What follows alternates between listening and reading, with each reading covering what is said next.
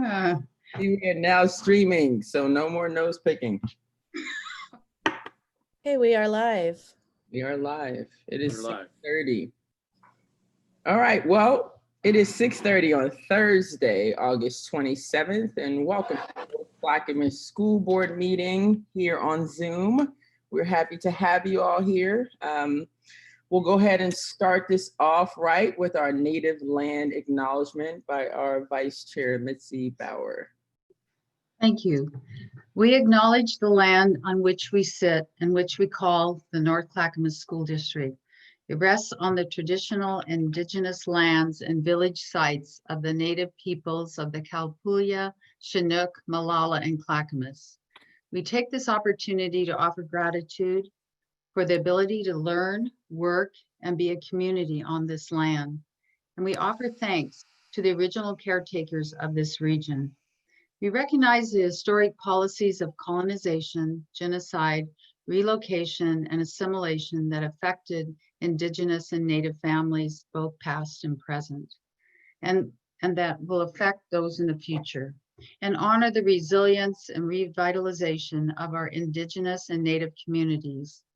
We pay our respects to the elders, both past and present, who have been the stewards of this land throughout the generations. Thank you, Director Bauer. You're welcome. Well, let's get this party started off right. Consent agenda. I'll open the floor for a motion. Move approval of consent agenda that includes employment changes and policy revisions. Director Strado has effectively given us a motion. Do I hear a Second, Director Perez. Director Perez has second. Speedy tonight. Any discussion? Seeing none, I'll do a roll call. All in favor, Director Strado? Sorry, Sherelle. Aye. Excellent. I answered for Shrado. Director Way? Aye. Director Perez? Aye. Director Benaloga? Aye. Director McVeigh is currently not here, and I also vote aye. And Director Bauer votes aye. Excellent. Almost forgot you there. Good Okay. thing you have a voice. Thank you. Libra? Motion You carried. skipped. Who said Libra? This is Sandra. Yes. And minutes were skipped. They should be before consent agenda, so Yeah. you need to back up a step. Thank you very much for catching me. I will open up the floor to approve the minutes for August 13th school board meeting. Director Bauer, I move to approve the minutes from the August 13th, 2020 school board meeting. Excellent. Shrado, second. Director Strado has second. Director Bauer gave us a motion. Director Strado second. Any discussion on the minutes from August 13th? Seeing none. Director Strado, how do you vote? Aye. Director Way? Aye. Director Bauer? Aye. Director Perez? Aye. Director Benaloga? Aye. And I think Director McVeigh is still not here, correct? Okay, and for myself is also an aye. Thank you for that, Sandra. Next on the agenda, we have our community request. Cindy, are you ready? Do we have anything? Yes, Chair, we have one community comment this evening from Irene Scruggs. It reads, "Dear members of the school board and Superintendent Utterback, thank you for the opportunity to provide these comments. At the outset, I want to commend you for prioritizing safety as you consider reentry plans for the upcoming school year. You are confronted with an unprecedented situation, and our family really appreciates that you have chosen to proceed cautiously before returning students to in-person learning.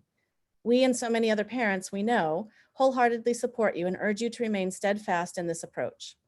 This week, many parents received a letter from Joe Bridgman informing us that our family was not selected for the district's virtual online program. This letter came as a surprise to our family because we completed the application for the virtual online program within hours of the district publishing it. I have since learned that families that were selected for the program were notified earlier in August, and that the district had to resort to a lottery system because it received interest in the program that substantially exceeded the 550 slots that the district had reserved. I encourage you to improve transparency and timeliness of communication regarding similar selection processes in the future, though I understand it can be difficult. More importantly, however, the letter acknowledged that the district has heard concerns from families that they are uncomfortable returning to any form of in-person learning this year. The letter also acknowledged that at this time, the district has no concrete plan for how it will address those concerns.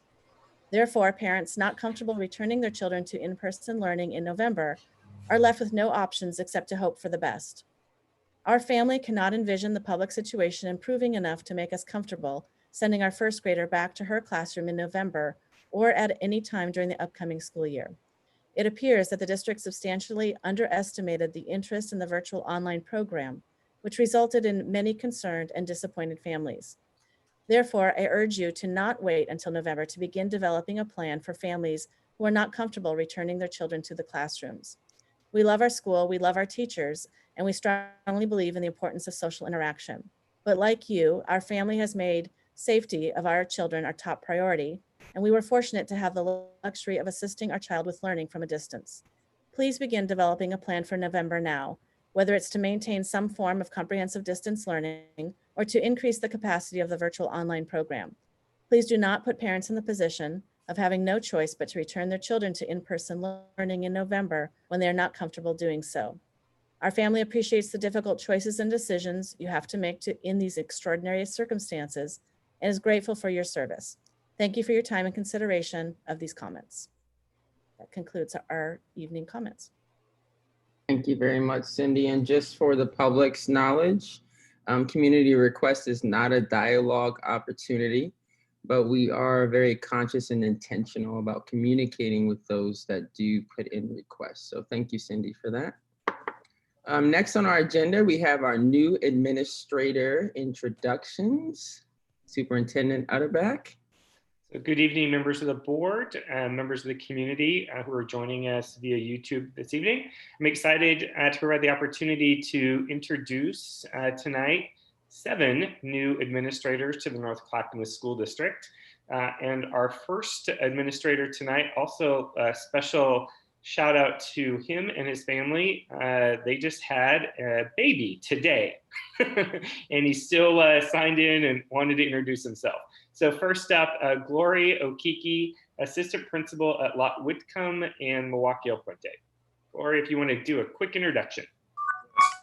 Hey, good evening, everyone. My name is Glory Okiki. I am the new AP at Lot Whitcomb and at Milwaukee El Puente, and I'm excited to be part of the district. My family and I, we just moved up here recently from Los Angeles. My wife has family in Portland and in Eugene, so we're happy to be up here. I should let you know that I'm actually sitting in a hospital room. My son is 6 hours old. He was just born 12:30 this afternoon. Awesome. It's been a crazy day, but anyways, I'm so happy to be here and nice to meet all of you virtually. And hopefully at some point during the year, we can meet each other in person. So great meeting you guys. Thank you, Glory, and congratulations on the baby. Thank you. You can obviously sign off and you know, get some hugs in and some smell that new baby. All right. You guys have a good night. Next, I'd like to introduce Catherine Howard. Catherine's joining us to serve as the assistant principal at Alder Creek Middle School. Catherine. Good evening, everybody. I'm Catherine Howard, and I'm excited, and it's an absolute honor to be a part of this school district. I'm coming to you guys from the Vancouver School District, where I worked for 11 years. I taught for 9 years, and I had the good fortune of looping with my 4th graders. So that was an absolute joy too, keeping the kids for 2 years. And then I was a dean of students at a middle school for 2 years. And again, my kids, that was the feeder school for my elementary kids. So they got to see me again. Some were excited and some weren't so happy. But it's been 3 months now, a busy 3 months, but I can honestly say I've enjoyed the hard work. So I look forward to many years with you all, and thank you for allowing me to be a part of your family. Thank you, Catherine. We're glad to have you join us as well. Have a great evening. Thank you. Next, I'd like to introduce Nabil Zarazef. Nabil will serve as the principal at Rao Middle School. Hi, good evening. Thanks everyone for welcoming me to the district. I'm going to be the principal at Rao, and I spent 12 years in Hillsborough at the elementary level teaching 3rd, 4th, and 5th grades primarily. And the past 4 years was principal at Farmington View Elementary School.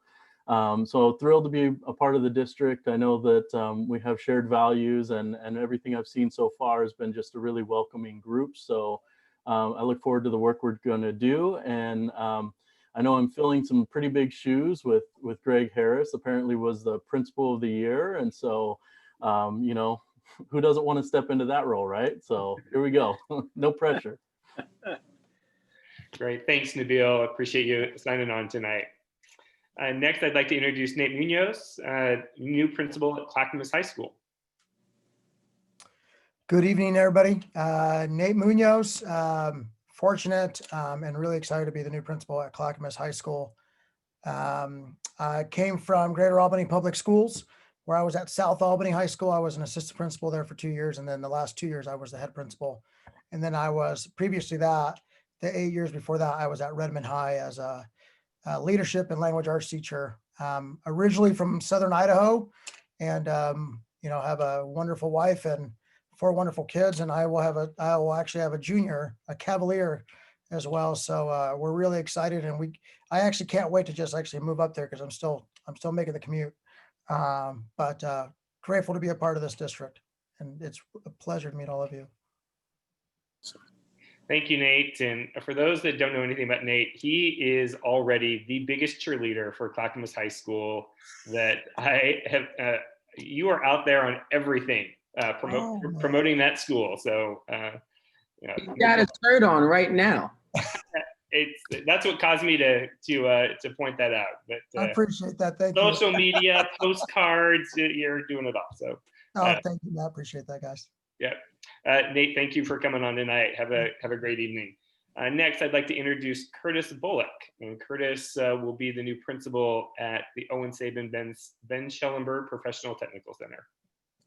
Hi, everyone. Thank you so much for having me at this meeting. Thank you so much for the opportunity to be here. I am extremely excited and very, very proud. I shared the link to the YouTube stream, so I know that at least a few members of my family are actually watching right now, which is putting me in a little bit of an emotional spot. And I come from a family of all teachers. My mom, my dad, my older sister, my younger sister, my grandma, my aunt in Ohio, her husband was a teacher too. And so it is something that I come from a long line of. And then moving into the realm of CTE as a culinary instructor for almost 8 years. And then the regional CTE coordinator for about 2 years at this point. And I'm following in the footsteps of some of your colleagues as well, doing my doctoral study at Lewis and Clark. And so I really recognize that I'm in a very unique position, standing on some people's shoulders. So thank you so much to my parents who are watching. And I'm so excited to follow in the footsteps of some of the people that have brought me here. So CTE is something I'm really passionate about. Really passionate about the ways that it gives kids an amazing answer to that question of when am I going to use this?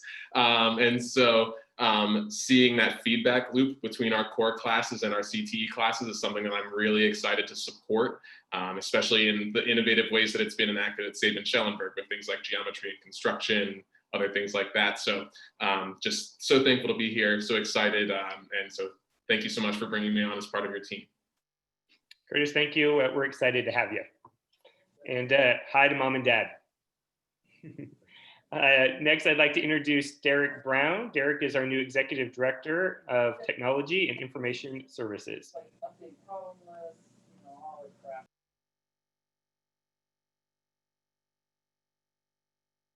And Derek, we can't hear you.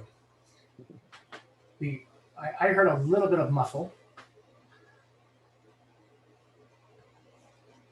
You might actually have to restart Zoom and rejoin. I will move on and introduce Kara Mortimer.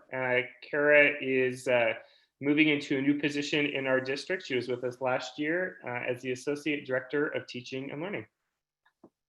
Hello, I'm Kara Mortimer, and as Matt mentioned, I'm stepping into the role of Associate Director for Teaching and Learning after having joined North Clackamas last November. Had about almost 29 years as a licensed educator in all kinds of roles. I started my career just north of North Clackamas as a classroom teacher at Marshall High School for 14 years. Then as TOSA in many roles, TAG, school improvement specialist, an office, central office administrative job, and then 6 years as the middle college director at Jefferson. And I'm just really excited to be here at North Clackamas. Kara, thank you. And we're excited to have you here and playing some key roles in the next couple of weeks with a lot of professional development. So thank you for that. And I'll try Derek Brown one more time. Derek? Can you hear me now? There we are. Gotta love it when technology does or does not do what it's supposed to do. And since I'm that guy as your executive director of technology, I love it when that happens, when I get to laugh at myself. So wonderful. Good to see you again. I'm so excited to be here. I pinch myself every day because we walk the talk from our board chair, the previous board chair, vice chair, Matt, and your leadership. The principals have heard me say this, and Cindy and Tiff and Shay. I'm just thrilled. I'm honored to be here. It's a second career for me. Education is where I am supposed to be. I see it, I value it every day. There's no better pleasure for me than helping a teacher or helping our students. And in this situation, it's community. Hashtag better together. We're only going to get through this by working together. And now with the infusion and integration of technology and pedagogy, I'm just excited more than ever to make sure that our learners continue to thrive and that we help them with their outcomes. And then the partnership with Shay in teaching and learning and all of our principals. I'm just so excited to be here. Thank you. Thank you, Derek. We're excited to have you and bringing your experiences to North Clackamas. So I know on behalf of district leadership and I know on behalf of the board, congratulations to our new administrators. We are so happy to have you join our team, and we know you're going to make contributions that are going to make a difference in the lives of our staff and our students. Thank you. Thank you, Matt. I do want to take a second to just allow the board to make small comments. Normally we do a little bit more for our new admin, so I thought we'd take a minute just to say welcome. I know some of them have already jumped off, but it's recorded so they can go back and play it if they want. So I'll just do a roll call. Director Schradel, would you like to say anything? A few things of note, we potentially have a new SSF in about 6.5, 7 years. So congratulations on the new baby. And to have the aunt and uncle from, was it Ohio? Yeah. So welcome to all the new administrators. I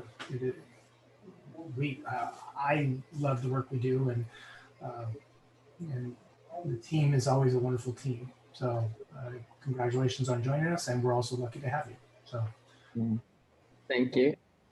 Director Way. Yes, I just want to echo that. First of all, we're really grateful that you have decided to pick North Clackamas as your home and your community, whether that's physically moving into the district or just being part of our school community. So welcome again. We have a great leader in Matt Utterback, and we are trying to keep him on as long as he can stay in our district. So, really thankful for Matt and his leadership in always picking excellent folks to lead our schools and lead our teachers and students. And I love our board. I love how we are able to continue to work towards equity and really lead the charge, I think, to be a great example of a school district that is prioritizing this work in Oregon. So I can say pretty confidently that we have made a lot of progress, and we are still going to continue making that progress here in Oregon. So thank you again for joining us. Director Bauer. Hi, I just want to welcome you and thank you, Director Way and Schradel, for your words. I agree with everything you said. What hit me was your excitement to be here in a time, though, that is very challenging, very unusual, but I appreciate that. And it sounds like there's such a depth of experience and that we can use. But thank you for being here and wanting to be here. I look forward to actually meeting you in person someday.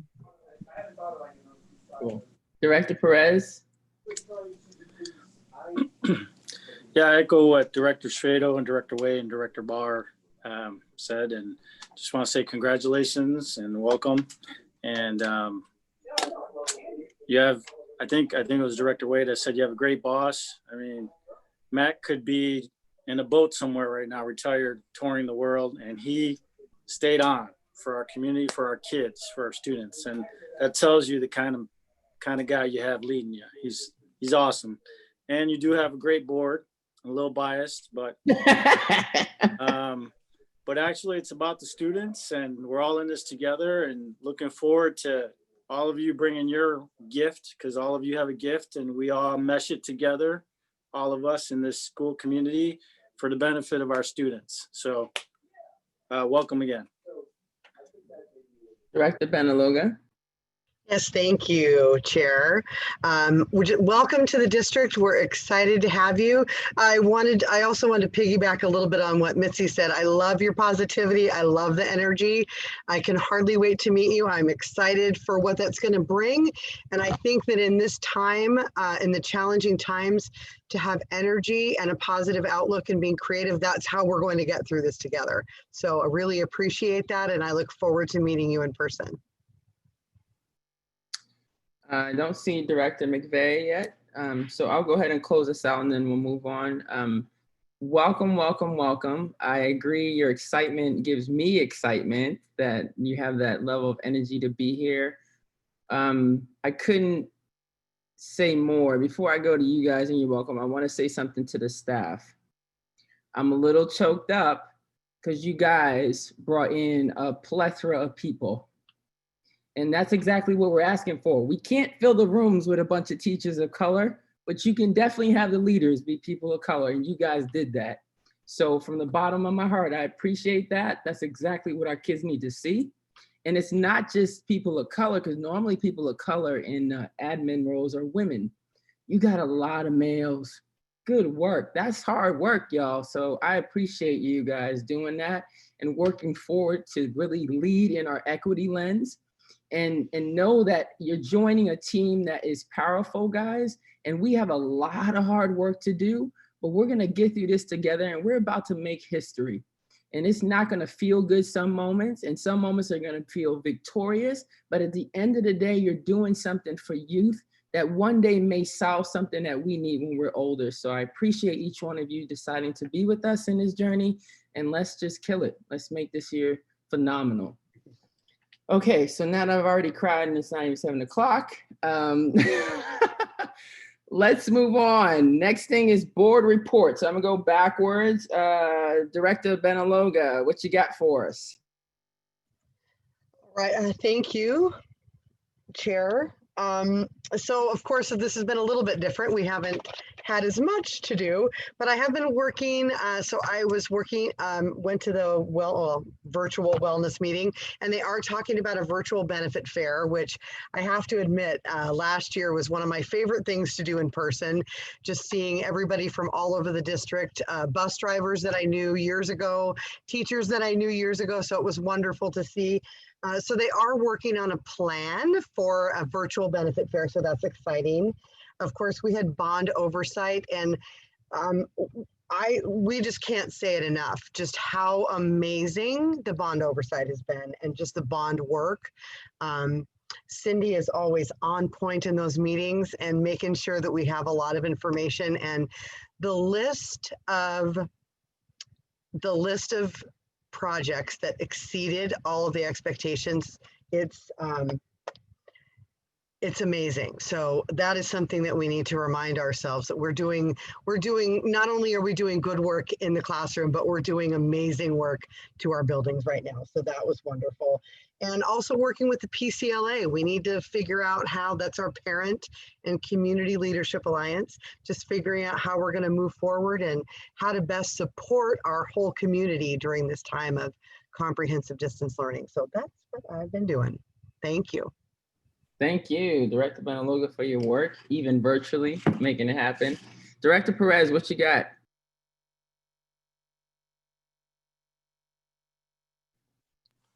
think I'm unmuted there. Yeah, I was my heart was racing fast. I thought you were gonna pick me first, board chair. I also don't have a whole lot, but I will say that I'll kind of echo what Director Benaloga said. I think with the whole bond oversight, and I think how much money we've saved over the years on just refinancing, I think it was like 30 million over, give or take. And the test scores were up last year, if my memory serves me, highest in all of Matt's years, I believe. We have, you know, the excitement, we talked about the excitement of the new admin. You know, that's a great sign, because we already have pretty awesome admin, friendly, capable, hardworking. That's there. We have a mix of new and old teachers, but at the end of the day, and you know, all the people that have been showing up on the Zoom meetings for our school board meetings, it's exciting, because it takes a village, again, for each and every student to be the focus, to be the center of this awesome combination of people that we have in our district. I'm excited. And yeah, that's all I got. Thank you. Thank you, Director Perez. Director Bauer. Thank you, Chair. I'm on the Bond Oversight Committee with Director Perez and Benaloga. And so I will skip through that, although I had time to make the Milwaukee High School tour. And it was just beautiful. I just can't say enough. It's going on well, it's on time, but the artwork, just the added lightness of the building. And there were no cords dropping down, and you could find your way down the hall. It was a straight hall. I mean, it was exciting, and the artwork and it was just wonderful. So if any of you have time, you know, try to get over there. The new improved courtyard, the field, the track, all of that. Legislative advocacy, as a committee, we're not meeting yet, but as a member of the Parent Community Leadership Alliance, we had a steering committee meeting last week and talked about liability insurance and the value and the need for that. We aren't really taking action yet, but we're trying to educate people how important that is, that we need that to get back into school and open the buildings. So that's a process. And then we just started talking a little bit about the next biennium and how important it will be to bring our community along as we know the impacts financially on the next biennium. So it's just getting ready for that work.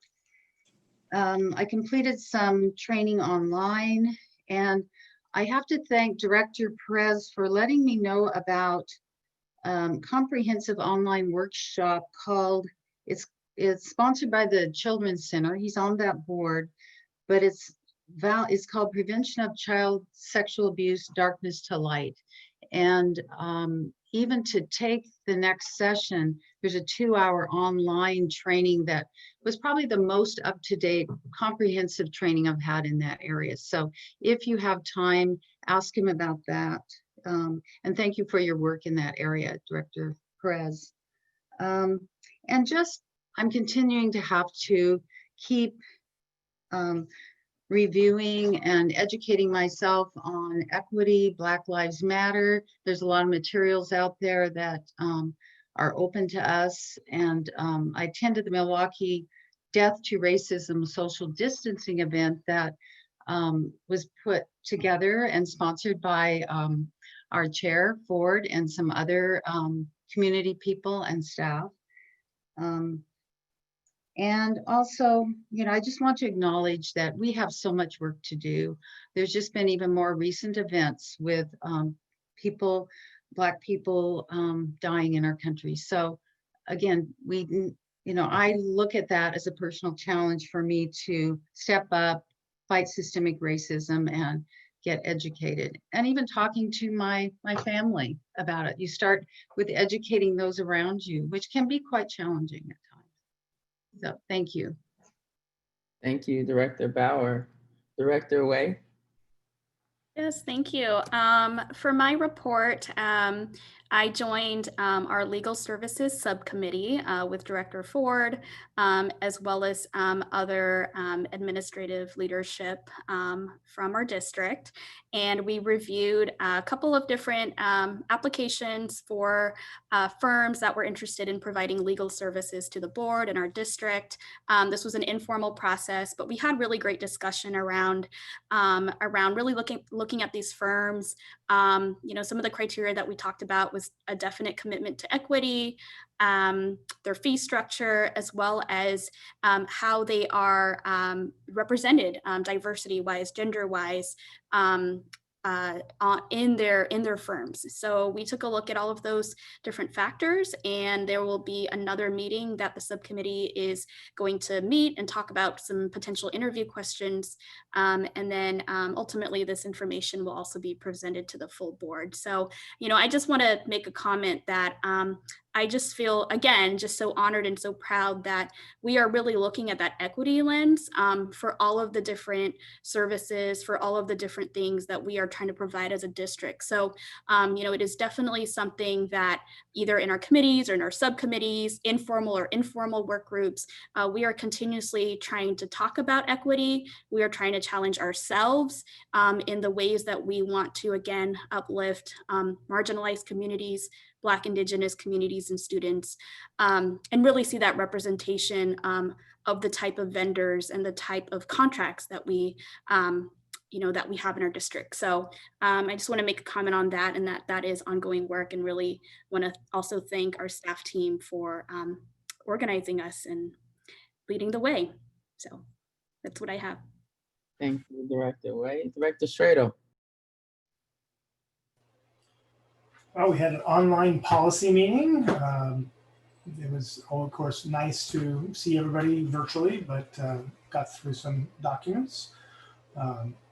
Besides that, I've been reading about HVAC systems, MERV 8, MERV 13, HEPA filters. Not a huge fan right now of machines sitting that change the direction of airflow, because people can move those devices and then airflow will change. And so I have a little bit of concerns about that, but of course we're not doing in person starting off the year, so we have time to look at that and understand it better.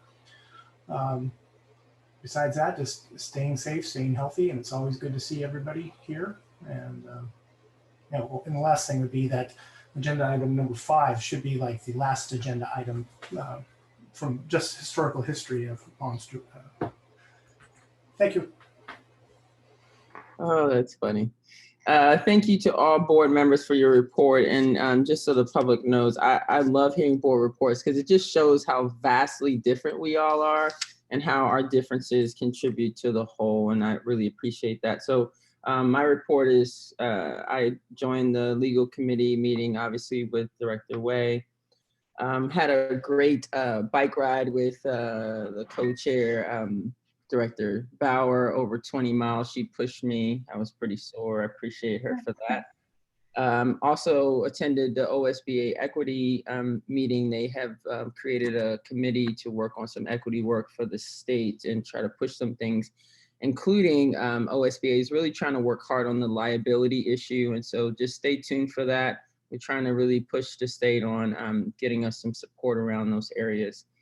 And of course, recently was appointed to OSBA board, which means that I represent the Clackamas area's 22 different subcommittees, which includes 11 school districts and 1 ESD, 1 community college, and 9 charter schools. So look forward to sharing more with you guys and seeing what they're doing and bringing that to us all so we can all kind of work together and learn together as we work through these uncertain time. And on a side note, just for the community to know, SEI is doing free COVID testing for asymptomatic people. So that's on Saturday. You're all more than welcome to come. Other than that, I don't have anything else. That concludes our board reports. We will move on to the next agenda item, which is our 2020-2021 school year reentry plans. Back to you, Superintendent Utterback. Thank you. I'm going to go ahead and share my screen here with you all. And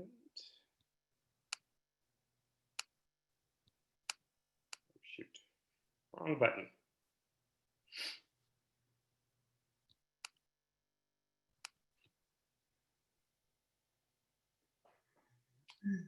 And Lieber, can you see my screen?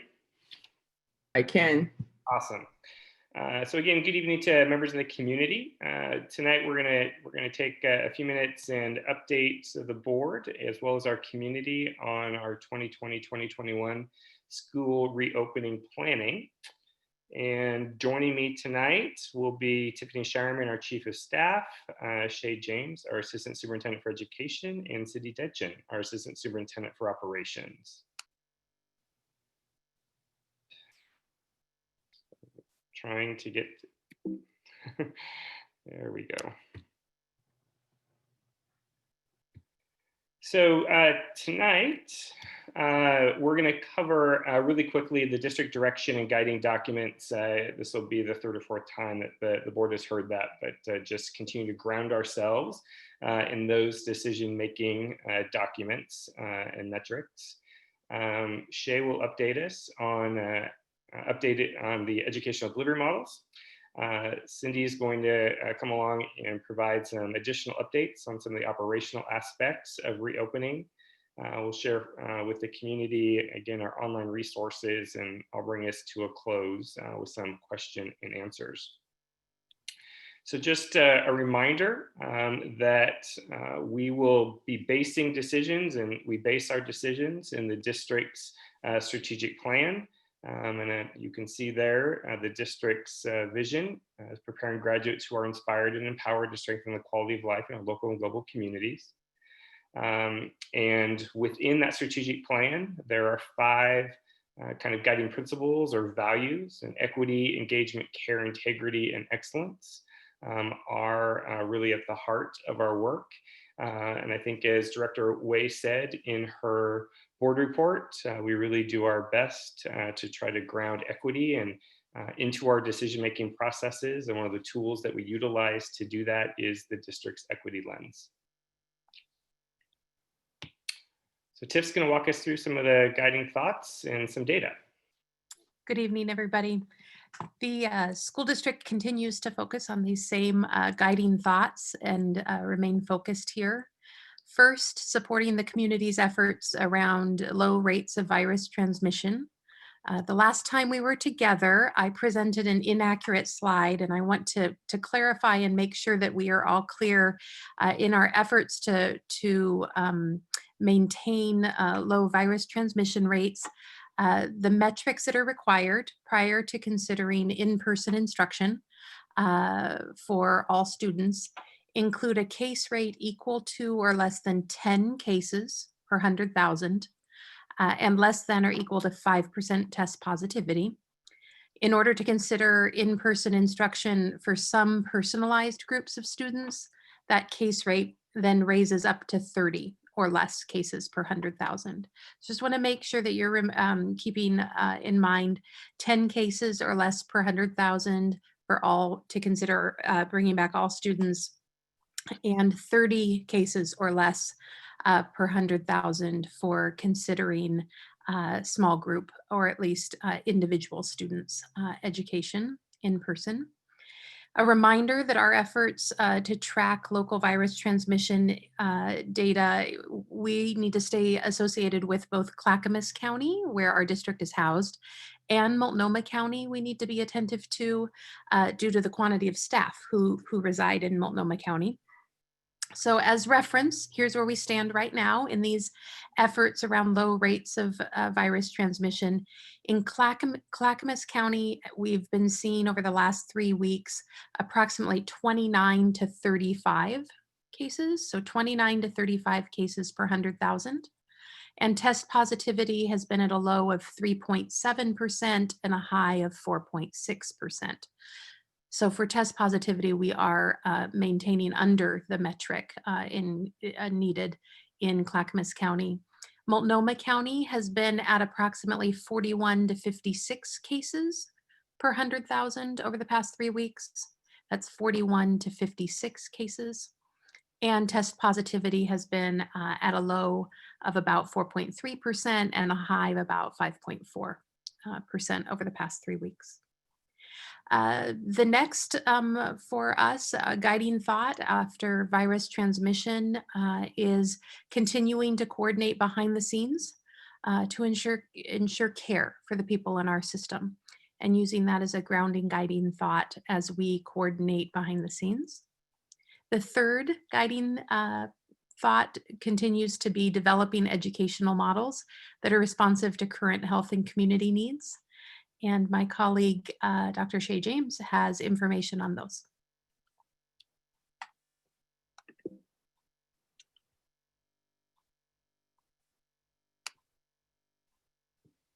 Great, good evening. So as you know, we have previously shared our education delivery model for this academic school year, which has been informed by feedback and stakeholder input. And that information continues to be posted on our website if folks would like to go and look at that. At this time, we continue to refine and finalize details such as students and staff weekly bell schedule. And this information has been previously shared with staff, students, and families, and is also on our website currently. Principals are hard at work on students' individual schedules, and we will have them completed no later than the week of September 8th. Additionally, we are working on calendar alignment, and that will provide greater consistency for parents across all of our levels. We're in the process of moving all schools to a quarter semester system, so students are off on the same days across our system. In addition, where possible, we are aligning teacher work days and professional development to land on the Wednesdays, which are currently designated as the weekly flex days. And this will allow for maximum instructional time throughout the year.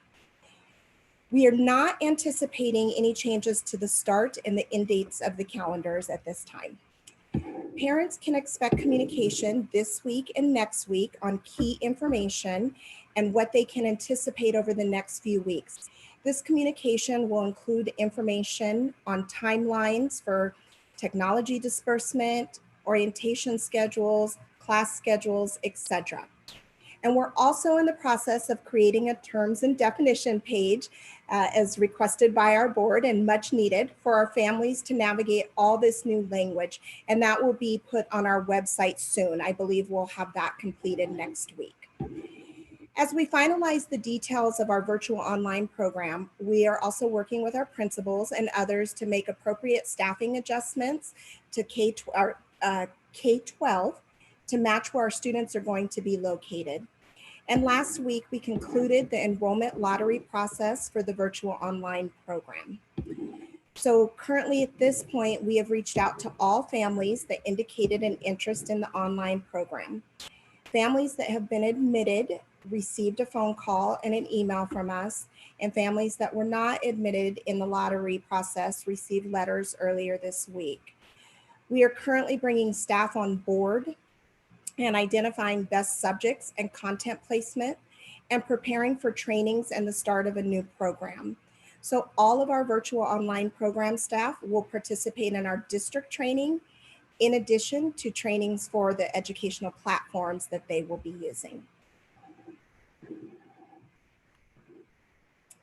So in addition to that, we've been hard at work on professional development with our teaching and learning department, leading that large effort in collaboration with other departments. This has been all hands on deck for this. And our team is providing professional development through the Distance Learning Playbook, which centers on care, connection, and wellness for our students, family, and staff. And in addition to the care, connection, and wellness, it will also include foundational information around curriculum and content, priority standards, lesson planning, technology tools, and student engagement. And this PD is being provided through the same tools our teachers will be using with students. And this will help to teach and model different ways to engage our students, as this is new to all of us. So that professional development will be delivered through synchronous and asynchronous modes. And the ongoing professional development will be based on teachers' needs. We want, and it's important for our teachers to know that we're behind them, and these platforms and technology are new to all of us, and we will make mistakes. During this time, we are extending and asking for grace and patience from our learning communities and for ourselves as we tackle this new way of delivering education and instruction. And with that said, we also want to make sure that our students and families feel prepared. We know that this is a new endeavor for them as well. So in an effort to support everyone, our first week back, we will engage in an orientation week with instruction starting the second week of school. The objectives of our orientation week are to provide additional professional development for our teachers, ensure students and families are familiar and know where to gain support with technology tools, information, and resources used during comprehensive distance learning. We're looking to build community and connections between students, staff, and parents, build confidence and a culture of support and partnership between students, staff, and parents as we embark on this new adventure. And again, we have created a schedule for the week that is being sent to students and family, along with the other key information that I mentioned earlier. And those communications, some of them have started going out this week and will continue to go out into next week. This information will have the daily schedule for orientation, for the orientation week of what will be covered, and more details and information will also come from our building principals in addition to that. So we're moving along and really proud of our work, but we still have a lot more to do. And at this time, I'm going to turn it over to my colleague, Cindy Detchen. Okay, we have an update for you on our technology plan. We sent out the survey to all of our families asking who was in need of a Chromebook and or a hotspot. And we are currently working feverishly. This is another all hands on deck process. We are disinfecting the Chromebooks. We have some new ones that came in. We had to log those and categorize those, get their operating system all set up. And we'll be working through the weekend to get all of those ready for delivery to start next week. It'll take us about a week to get through, but our goal is to have those Chromebooks and hotspots in the hands of our families and our students who need them once we start our classes. We know it can be frustrating for families to say, I'll get a Chromebook sometime within the week. I can't, just sit home and wait for that. There will be a phone call that goes out 24 hours in advance. I'm giving them a delivery window so that they are aware that it's coming on Tuesday and not just any time between Tuesday and Friday. So we're trying to be very cognizant of that. On the survey, we also asked parents if they wanted it delivered or would they rather pick them up. We know that that is actually easier for some families who may not have anybody home during the day. And so we do have 2 sites. Those families will know exactly, they'll be informed of if where they can pick them up, but they'll be at Alder Creek Middle School and Clackamas High School. We're still refining the exact dates and times, but we will notify our families through our school messenger system. We're also very proudly able to set up a help desk, and this is by redeploying some of our staff who are in our buildings without students might not have the same kind of job responsibilities. And so we are taking some of our instructional assistants or some of our media specialists, assistants, and giving them the training that they need to be able to monitor and run these help desks. And these are for our parents and for students who are independent enough to pick up a phone and call if they're older to be able to do that. But we also recognize that parent hours and student hours are going to vary during this time. And so right now we plan to have the help desk open from Monday through Thursday from 8 a.m. until 8 p.m. And then Friday, just a shorter day. We don't think we'll get a whole lot of phone calls on a Friday evening. So we're going to go 8 to 4. We'll see how this goes the first week or two. And if we need to adjust, we can certainly do that. But that is the current plan. We will have that fully up and running and staffed by September 1st. That is our target date.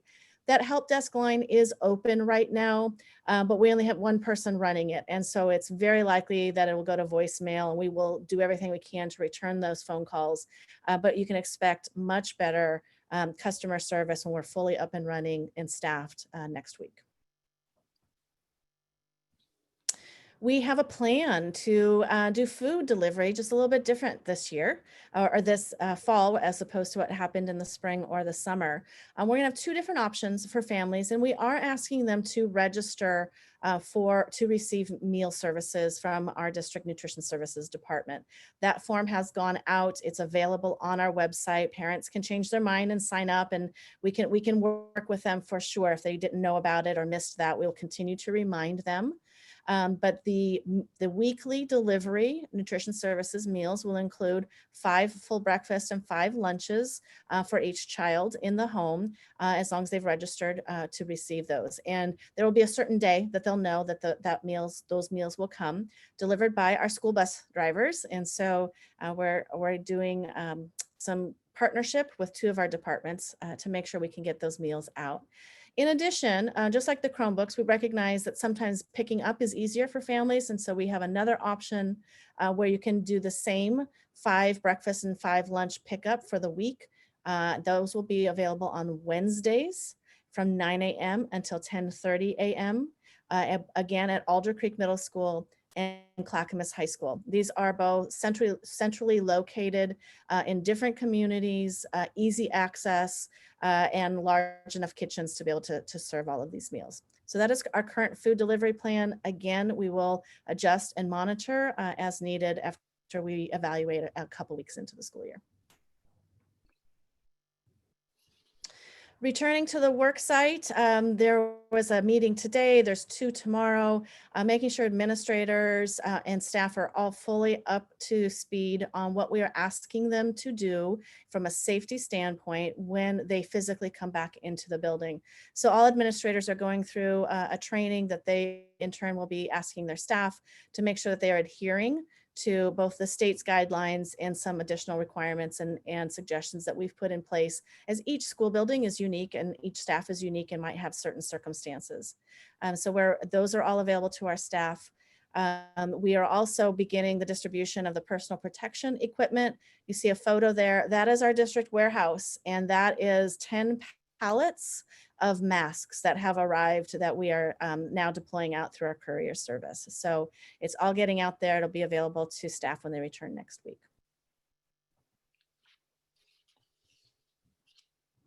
Online resources, you've seen the screen before. Just a reminder to all of our parents that all of this is available on the website.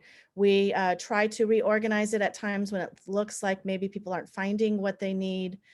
We do have some analytics on the back end so we can see how many views each one of these buttons has been clicked. That way, if something isn't getting out there being viewed, we can move it around and make it more prominent. So the website is the place to go with the most up-to-date information. Included on that, the frequently asked questions, we add new questions and answers as they come up. So if people are asking it more than once or twice and it seems to be a common thread, we put it out there. In fact, there was that one added just today. And so check back often if your question has not been answered before you pick up the phone call. It's just easier to find it there and that way. But if you don't find it, we do want to hear from you. So email us or give us a phone call and we will help answer it. I will say if it's a question specific to your child's school or your child's schedule or a question about exactly what's going to be happening in your school, once your school offices are up and running, and they are now, and the teachers are back, they will be the best place and the best source of information for those kinds of specific questions. And we want to make sure people get to the right place and not feel like they're just getting passed around. Continue to put that number out there, and I encourage anybody to take a screenshot of this and share it on social media. We'll get it on our social media as well so you can share. But this is the phone number that North Clackamas will always call from. But you won't recognize it, just looks like it's some unknown number. And if you're like me, you let those go to voicemail. Well, then I listen to the voicemail and I realize, oh, that was my child's school. So if you just enter this into your contacts and just say it's North Clackamas School District or the name of your child's school, then you'll be sure to pick up and listen to the message. Great, thank you, Cindy.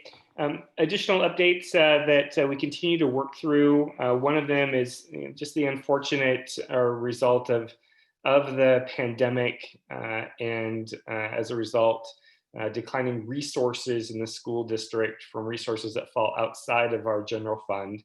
And we are in the process of laying off about 200 staff members. And primarily, as I said, in departments that are dependent upon kind of outside resources from parents paying fees.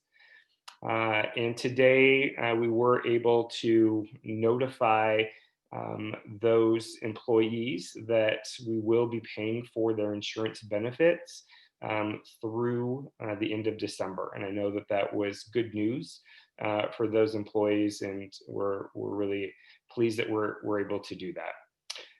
We continue to hold on bringing students back on our campuses for specific activities like childcare, athletic activities, and the exception for small group instruction. We just at this point don't feel it's safe. Tiffany Shireman went over the metrics. We're still pretty high in our area. And as was referenced in the board reports, we still do not have liability protection from our insurance agent. And we're hoping that in a third special session in September that our legislature will take up that issue. We've also made the decision not to collect any student fees at this time. And once we return to in-person instruction, we'll revisit that issue.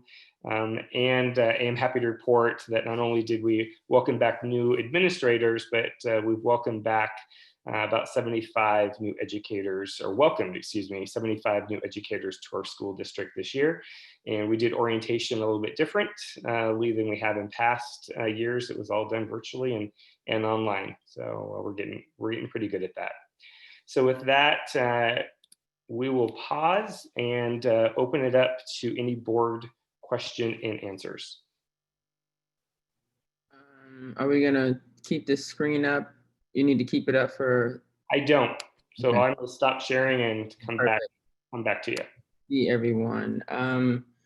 You want to raise your hand and let me know if you're interested in saying something. I see Director Strado. Anybody else? Hey, Director McVeigh, I see you. Director Bauer, Director Way. Okay, I'll start with Director Strado. Thank you. It's more of just a math question, and it has to do with the masks. 3 pallets, great to see them. The question really is, how many do we use per day? How much do we have that will last? And do you find it easy to get them? So when we do need them, we can get them.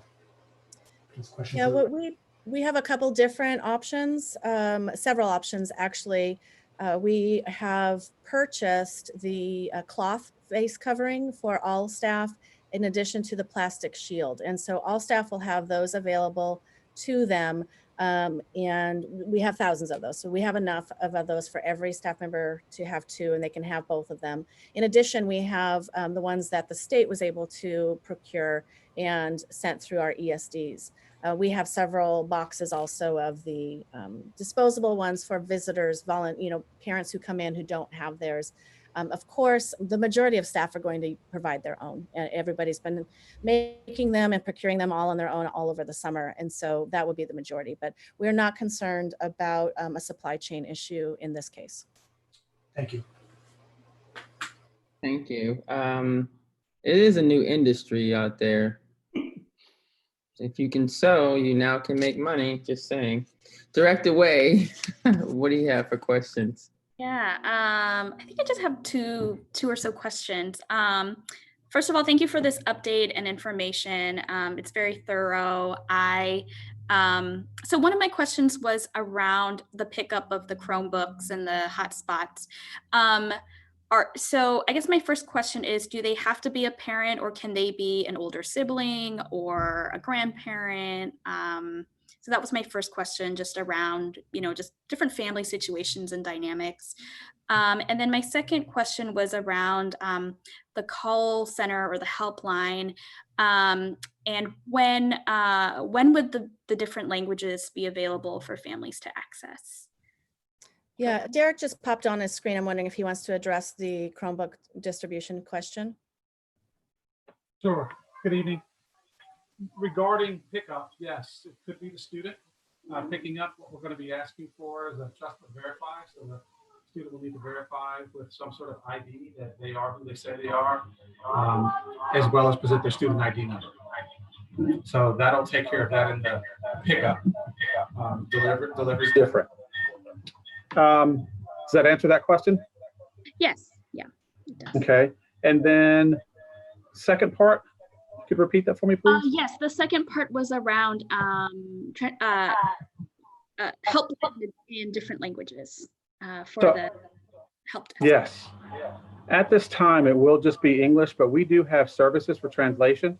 So we will be working with our Associate Director of Technology, who has quite a bit of experience working with translators. So we will be spinning that up within the next week to make sure that we have our existing translation services available. So by the time we start late next week, those services will be available. There will be a bit of a delay, but we will make sure that all families are accommodated for. And Okay, great. Thank you. you're welcome. Thank you. Director Bauer. Hi, thank you, Chair. I had a couple questions around two areas. One was the food pickup is on Wednesday, and that covers all week. So I was just a little confused about that. So what happens Monday, Tuesday if they, and then will there still be food for families available at Wichita and other services? So that's my first question, just concerning food. Yeah, the pickup is for, it's a week's worth of food. So it's 5 meals. And so when they pick it up, it's just available every Wednesday. So they take home two grocery sacks, one with the meals and one with the milk in it. And then the delivery would be the same. The Wednesday is going to be static, but if the delivery, one family might receive theirs on Monday, a different family might receive theirs on Tuesday, etc.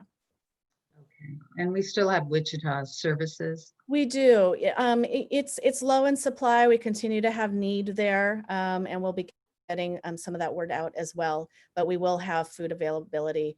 Probably not in the other services at this time until we can figure out a plan to have people come in and go through our clothes closet, for example. But we do have the other offices that we share with the county. So our WIC office, Head Start, those offices are available either by phone or soon to be on site. Okay, so it might be good to let the community know if they need donations for food again. I think you put a word out and that financial donations are greatly accepted. I was wondering how you were doing. My other question is about registration. I just wondered how it's going. We have 17,300 kids. Are we hearing from most of them, or is still too early? I mean, I was just talking to my neighbor last week and she had not decided yet what they were going to do with their kids. So are we seeing that? And I guess my concern is that, people are moving or having to move to, and we will, again, we brought this up before, we will have missing families, missing children. So. Yeah, I can take this. We just started looking at enrollment numbers today. So we just started pulling them from our buildings. And they, in a typical year, show huge deficits right now because not all families have registered. And then it gets closer to our budgeted ADM as we get closer to that first day of school. I think it's realistic to assume that we're going to see some more families do home instruction this year, homeschooling. But it's still too early, Mitzi, to give you a solid answer on where we are with enrollment. Yeah, that's what I thought. Okay. Thank you. Thank you, Director Bauer. Director Perez or Director Benaloga, did you have anything? I'm looking at your faces. No, they've all been answered. Thank you, Chair. Thank you. Director Perez, you're good? I'm good. Thank you. Thank you, Chair. Director McVeigh, I know you just joined us, but did you have any questions? All good. Thank you. Are you good? Good. I have a few questions. First, a couple comments. So just excited. This is a lot of work and you guys are just plugging through it, and that's pretty awesome. The help desk, I experienced it personally. Well done, excellent experience. So that was cool. And I also received the schedules personally. So public, if you are not checking your emails or you have not, I encourage you to do that. It's good information. It helps you kind of make some judgment calls in your life. And I just wanted to publicly say we applied for virtual and we didn't get in either. So I get it, public, I get it. But that's part of what a lottery is. And we just have to pivot and, you know, make life still happen. And I got a teenager who's really hormonal, who had an attitude about it, but we worked it out. We're going to be okay. So my two questions are, for orientation week, is it asynchronous or is it synchronous? There will be a little bit of both. So there will be some synchronous activities where we're connecting with families and students, and then there will be some asynchronous where it's more delivery of information. So a little bit of both. Okay. So for the asynchronous portions of it, is there a way for you to tally, like you tally clicks, right? But how do you tally attendance for those families? Yes, so we had not talked about tracking attendance for families, but we will be taking attendance for students that are participating in that synchronous session. Cool. And then my next question is about students in emotional, social well-being, right? Are you getting all your professional development? Are you guys talking anything about maybe different cues to see on the screen for a child that may be in distress or going through something?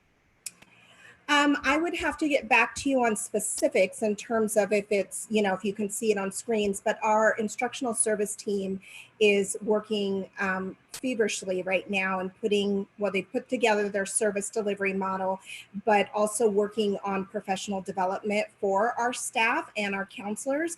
And so I know that a great deal of that information will be covered. I will check and see if there's something specifically on screens, but they are looking at all of that and planning to train and do PD around it. Yeah, and so my question really resonates from DHS has a report that their mandatory reports have declined significantly.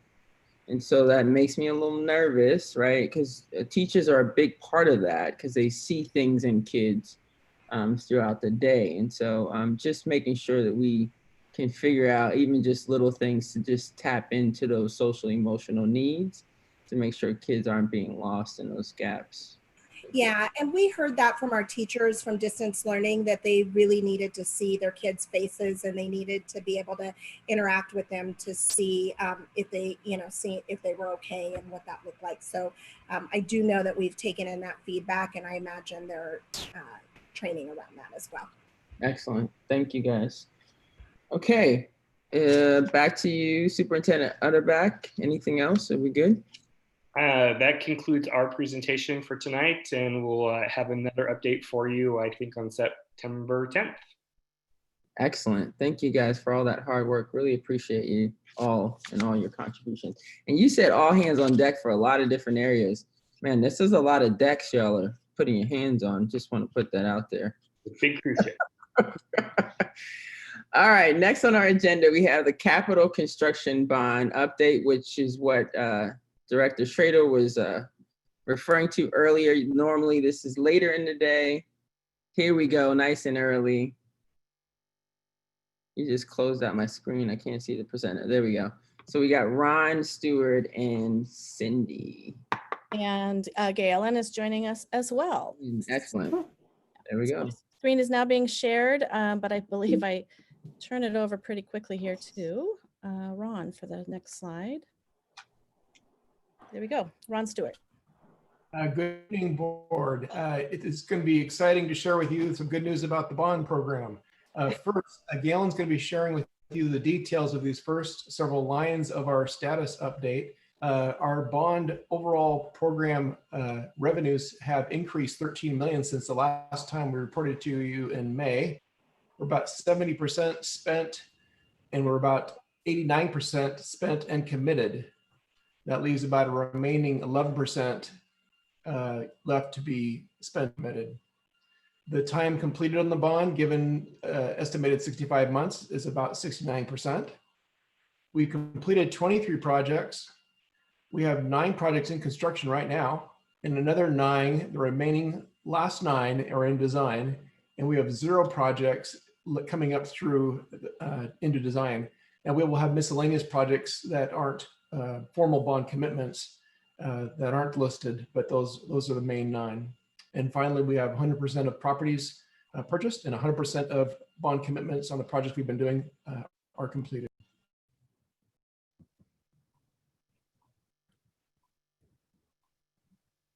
We've changed this, the title of this page to Inclusion and Diversity in Contracting, because that aligns with the Certification Office for Business Inclusion and Diversity. And not a lot has changed since the last time we reported in May. We did gain 1 consultant, not a big change in percentages, 0.1% decline in consultants and a 0.1% decline in contractor summary. No change overall in the number of consultants and contractors at 17% in May, and it's still 17% now for the number of firms. And it's gone down 0.6% for total contract value for consultants and contractors.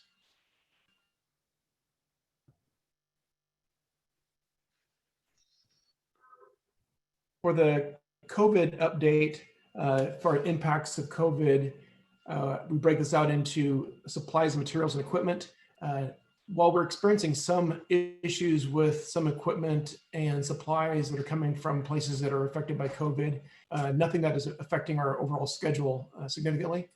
And we have some impacts from the social distancing that's required on site and from some outbreaks, I'll say, or some reported exposures, but those were resolved quickly, so no significant impact on schedule there. And then probably the most significant is the impact with our agencies. And so the cities and county and how they are operating now. And so that impacts our operations and how we can have them review plans and meet with us. And so the services seem to be delayed in getting permits and getting inspections and the like. So that is having an impact. Nothing significant enough to hurt our overall schedule though.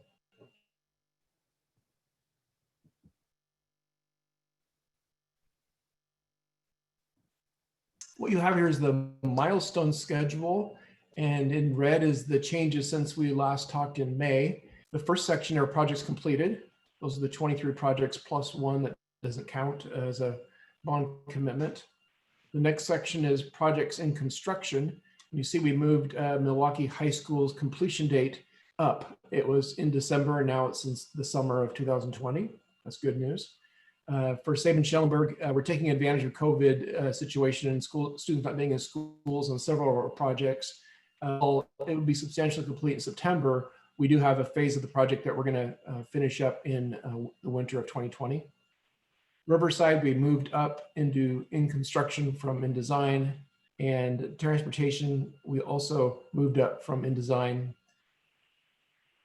And in View Acres, we also moved that up from projects in design. For the projects in design, those are moved up from the future projects, and you'll see them listed there.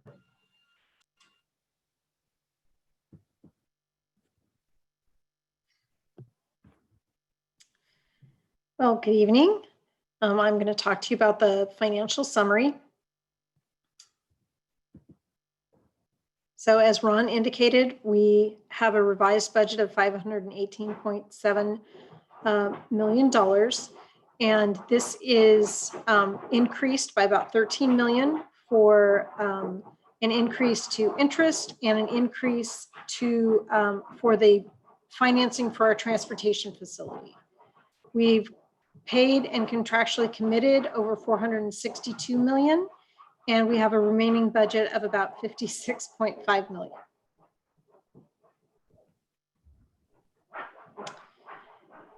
And I'm going to have to close my screen here. This slide shows the original funds available, revised budget, total paid and contractually committed, and the remaining budget for all of our projects. You'll notice on this slide, there are two projects that show a negative balance. They are completed projects, but we haven't finished the audit on them. Once the audit is done, any transfer and POs will be closed, so they will turn from red to black. On this slide, what you see in yellow are the projects that have had a change in their revised budget. So the ones that have changed are Milwaukee El Puente. It's been increased by about $765,000. Riverside Elementary has also increased by about 1.5 million. The transportation site and facility improvements, that is increased by a little over $11 million from the last revised budget due to the financing that we received at the end of June. And then our contingency has reduced for the transfers that we made from contingency up into either Riverside Elementary or into Milwaukee El Puente. And none of the projects on this slide are in the negative.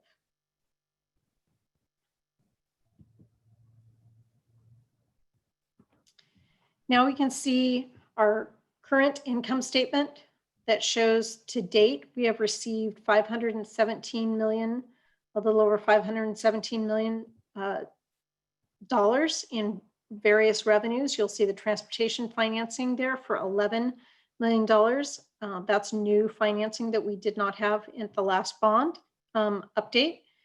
And then all of the expenditures to date, which leaves us as a cash balance of approximately $152.6 million, which is significantly higher than what we have as available balance, because the cash balance is higher due to the committed current purchase orders that we have open. We've committed them, but we haven't actually spent them.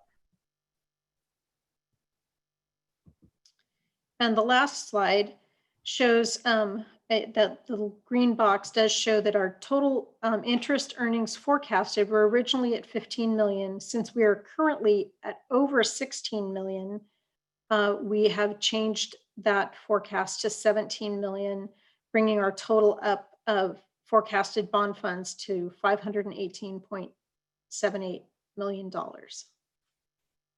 So that's good news. Are there any questions on the financials? Director Schradel has a question, Chair. Director Schradel. Thank you. If you can go back to slide 8.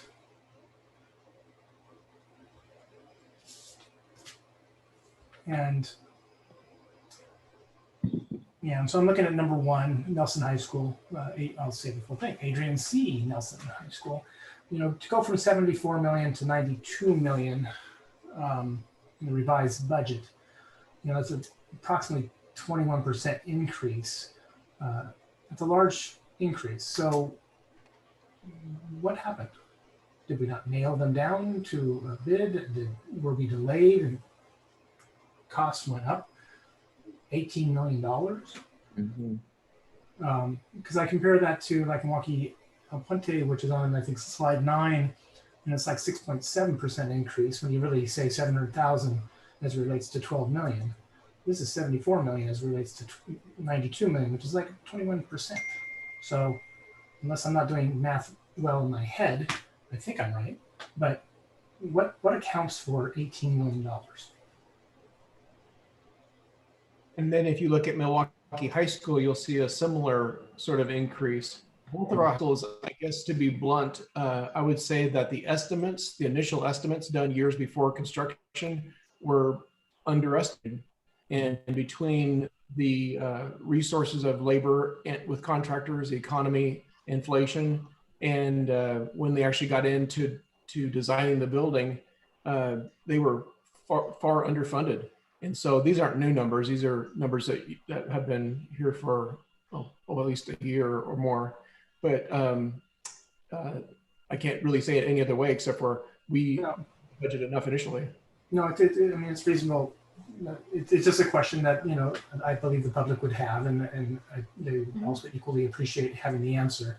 The part two of that question is, and I know it's always different, but, you know, contingency per project. We're still within, I mean, I think it was like $56 million currently left. But are we doing okay with our contingencies? Because Milwaukee High School, Agency Nelson, they've gone over by a lot. Have others come in under? Well, in the next couple agenda items, you'll see the bond reserve update, and you'll see that Milwaukee High School is returning millions back to the bond, because while we had a guaranteed maximum price, it is an estimate, and then they do better than an estimate when they go out for their bids and assign those bids. And likely, depending on the work we choose to do at Adrian C. Nelson, it's possible that Adrian C. Nelson will return money as well. Just want to say thank you. I mean, these are questions that, you know, again, the public receives these numbers and goes, hey, $518 million, that's a lot of money. How can you not, you know, this and that? So thank you for the answers. Cool. And then we'll talk a bit further about the remaining contingency with the remaining projects in a couple of agenda items ahead. Excellent. Board members, I cannot see you with the screen, so you're going to have to speak up. I think Mitzi and I are unmuted, so I don't know. I'm guessing one of us. Go ahead, Director Way, and then I'll follow up. Okay. All right. Thank you. I guess this is a question more for Ron, around the particular slide around the inclusion and diversity in contracting. You probably know that I was going to pick on you, so I'm sorry, because I keep narrowing in on this piece when it comes to our workforce. And thank you so much. I didn't have the slide number with me. So I think these numbers, the way that they are presented, look fine. I think, in fact, last year we didn't even have this level of detail in terms of, you know, these were women-owned or emerging businesses or for veterans. So I'm really glad to see that we have now a little bit of a better snapshot of who is it, right, that our district is awarding these contracts and these services to. I was a little disheartened to hear you say that some of our numbers went down in terms of the contract to the COVID and the again and these contractors. So can you just explain a little bit why? And I'm not faulting anyone. I'm just trying to get a sense of, you know, is this a regional problem, right? Is this an Oregon issue? Is it, I guess, like, what, you know, what's the problem and how can we do better when it comes to diversifying the pool of folks that we do work with? You're currently on mute, Ron. It was an excellent answer, by the way. I'm sorry I missed it. I guess we all missed it.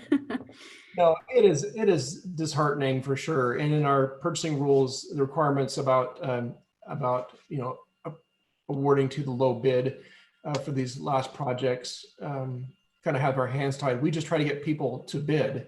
And so we have a list of things that we do with, and we have our contractors do, especially our big contractors, of hosting an event for the MWESB, being involved with the MWESB, with the bidding system, attendees of the Oregon Association of Minority and Entrepreneurs, attendees of the Oregon chapter of the National Association of Minority Contractors, participation in the WESB outreach programs at PCC building, attendees of the monthly professional development group. We advertise in the El Latino de Hoy paper, as well as the Clackamas Review, DJC, Clackamas Plan Center, Business Tribune. We're trying to make sure we get the coverage. And then we offer, we host bid walks, because it's one thing to say, hey, we notified you. Some people need, especially the emerging firms, need more help to get in the game. And so we host bid walks, offer to allow them to come through and help them come alongside them and answer questions and provide some guidance. If we get the bids, that's awesome. Obviously, they have to be awarded the bids for them to show up on the sheet, but it is a little discouraging. Granted, it's not a big sway. We had one one additional consultant added to our list, 0 contractors added to the list, and the overall percentage of numbers stayed the same, 17%. So no change there, but the value of the contracts went down 0.6%. So it's not the direction we want to go for sure. We're open to other ideas. We're coming up the end of now with smaller projects, so maybe that will be an opportunity too. But open to ideas. Thank you for that explanation. I didn't know if it was also because of the effect of COVID, or just if it's now that because of COVID, there isn't a lot of construction projects, and so there's I guess there's a little bit of a scarcity in terms of that workforce. I guess I'm not sure, but I think what I'm trying to say is I think that this contracting piece is definitely an extension of our district, and while it's not directly teaching kids in the classroom, this is a workforce, right? This is employment opportunities that we're providing to communities.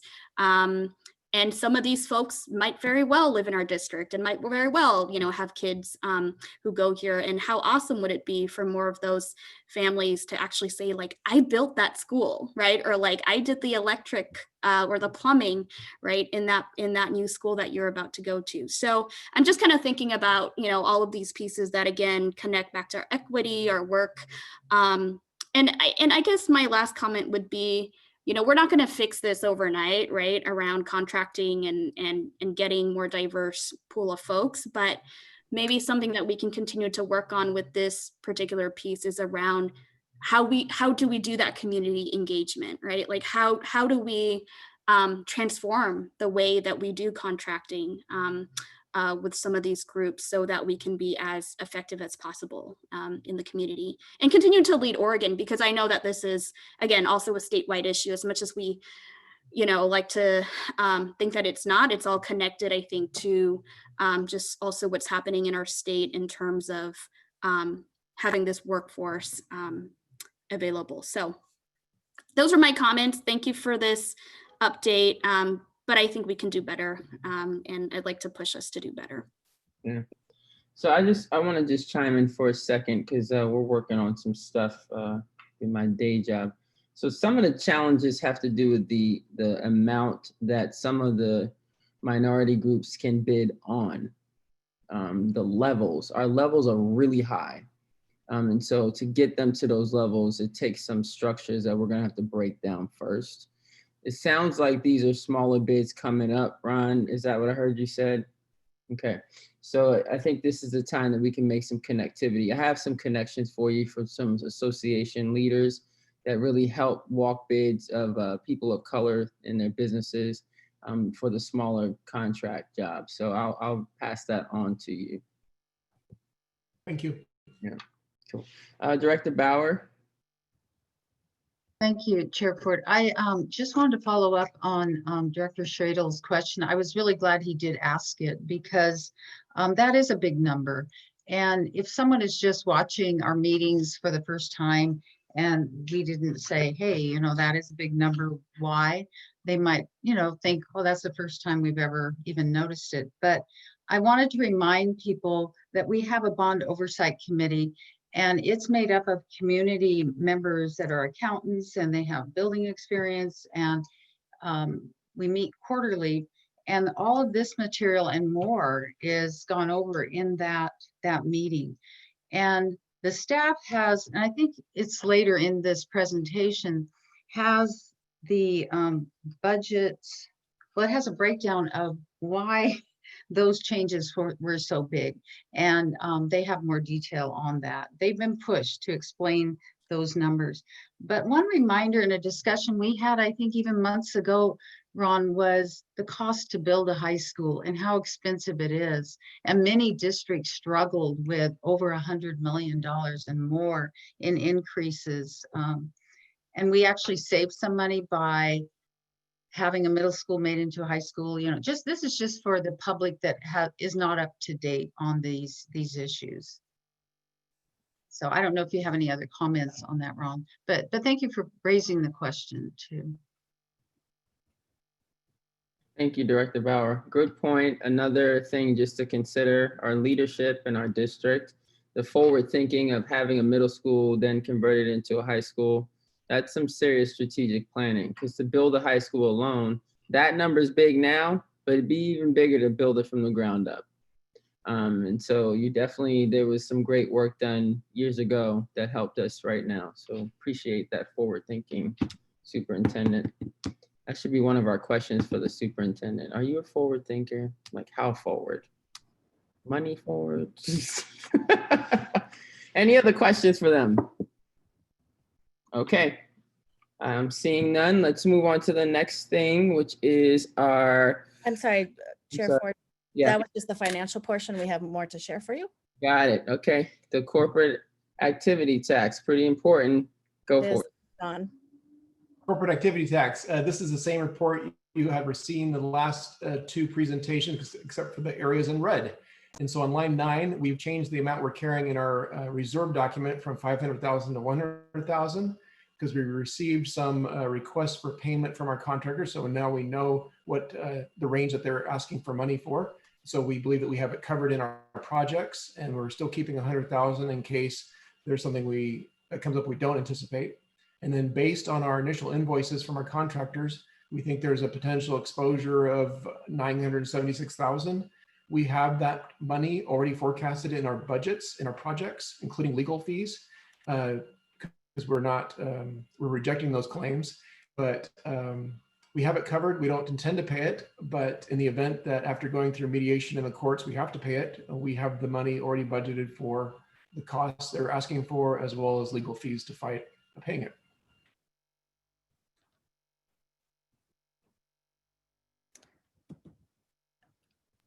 Are you able to see my screen right now? Yes. Okay. Thank you.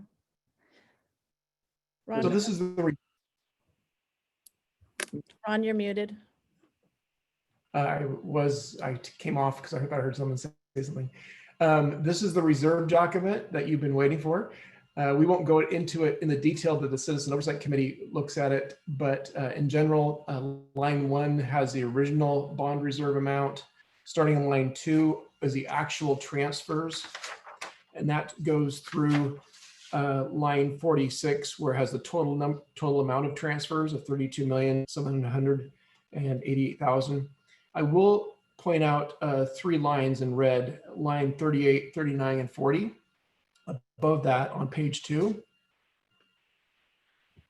And this is where Galen hinted that we have received $2 million in additional earnings, and we received an additional $11 million for the transportation center. And then of course we take the $11 million back out and put it into the project. And so that accounts for the $13 million of additional funds in the bond. Starting line 47 is where the projected potential transfers start. And then that ends up in the last page when we add that all up together of actual transfers and potential projected transfers of a $2 million balance for the 9 remaining projects. Of the 9 remaining projects, we've already projected some big transfers to Clackamas High School East and Clackamas High School West. So some of those have already received some money. They might actually receive more as we're getting into the scope of those 2 projects. But that's where we stand right now.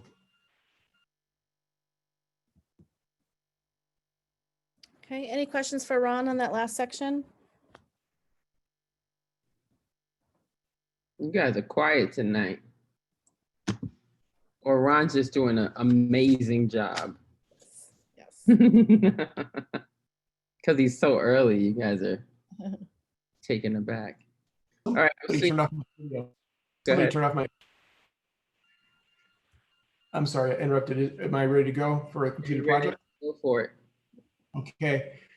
Completed projects. These are not new. These are the same completed projects you saw last time reported in May. 23 projects plus the miscellaneous project below.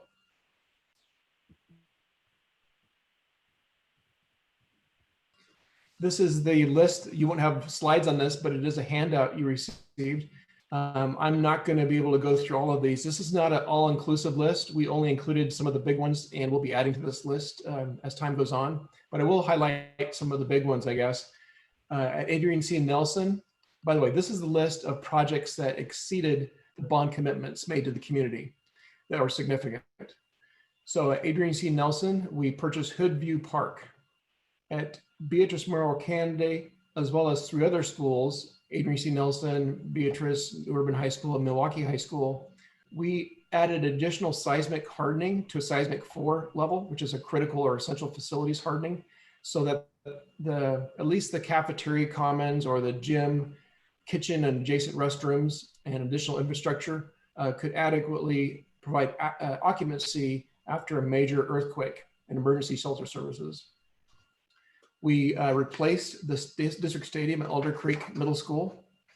At Llewellyn, we added a music classroom and removed a modular. At New Urban High School, we are replacing the high school and the gym building versus a major renovation, which is the bond commitment. At Owen Sabin Ben Schellenberg Center, Professional Center of Land Lab, we replaced the sheep barn versus reconstruction. We're also installing solar panels at the South Campus for a total of $2.2 million for that was both structural and for solar panels and a kiosk and a solar panel on the ground level for the students to learn how solar energy works. Sunnyside Elementary School is 4 additional classrooms. That wasn't a bond commitment. Transportation was a significant investment. The initial commitment was just to buy property and as the initial relocation investment for a future relocation of the transportation center. But as part of this bond, we not only bought the property, we remodeled the building on the property, we added a building to the property, we did site improvements, we moved the transportation facility there. We now have purchased property and put another driveway to a different road as part of that project. And we have funding now to consolidate the entire operation by moving the shop there. So we'll be constructing a new shop this next summer of 2021. View Acres, we added 2 classrooms when the commitment was for 1 classroom. Whitcomb, we added 4 classrooms and replaced the modulars. That was not a commitment. Anyway, there's many more items that we did beyond the bond commitments, but those are the most significant ones that we identified. Okay, this is our 9 schools that are or projects that are currently in construction, and we'll just share a few pictures of some of these. Here's Adrian C. Nelson High School. You can see the stadium going in there at the bottom, the backside of the gym and auditorium facility, and the inside of that back wing. In addition, the construction has also started on the 16 additional classrooms that are in the front of the school. This project is going very well. We've been out to it several times, and the progress is very remarkable to see. Milwaukee High School and Milwaukee Academy of the Arts. It's so great to see that field, not only without those modular classrooms on it, but also re-turfed and with the maroon and gold colors, bright and ready for when we get to have athletics back in our schools. The track is also being resurfaced, lots of repairs to the stadium, the new seats in there. And then the bottom right-hand corner, you see the middle courtyard from the backside of the school. I think it's interesting to point out that the new building takes up almost exactly the same footprint as the previous building. Same kind of layout in terms of the 2 back wings, a horseshoe type model. And so it is reminiscent of the old building. I know it doesn't look like it, but it is almost exactly in the same place. You see the counter going in there, and that is the last portion of major construction on this site, which is the reconversion of the backside of the commons, which is where the old administration offices were. That is now being converted into the new student or school-based health center. And that's what you see in that last picture. This is gorgeous. We're ready to do some type of a virtual unveiling, ribbon cutting, something here. We'll try to figure that out so we can let community get in to see it, at least virtually for now. Milwaukee El Puente, a major renovation here. That top picture you see is the new covered play area. If you are familiar with this site prior, you will know that that covered play was a flat roof, very, very low, was not able to even have basketball hoops underneath it. And now you can see it raised much higher, light will come in. That also allows for enclosed hallways on each side of it to access those outdoor classrooms. So much safer, more cohesive campus now with the school. That will be a great place for our students to have a play area when they return. There's some other pictures there, some inside construction. The office area has been moved as a reminder to the parking lot side of the school location. And then every single classroom had upgrades and painting and flooring. And we're exciting to staff and community. I know we were able at the last minute, which again, not a bond commitment, able to sneak in another small parking lot on that site. And so we're going to add some additional parking, a much, much needed parking for that school and the community. New Urban High School, as Ron mentioned, we tore it all down and we're rebuilding it, much right-sized for a small high school that serves the students all across our district. And so you see the framing and the framing that's going up there for the school at the time. The top right-hand picture are the modulars that we did move over from Milwaukee High School. We moved some of those over to house the extra classrooms we will need on the site once students return, or right now teachers will be able to teach from those classrooms as well. Oregon Trail Elementary, you see some new work happening on the front canopy there. There's been some flooring and some painting, a lot of unfunded maintenance on this site.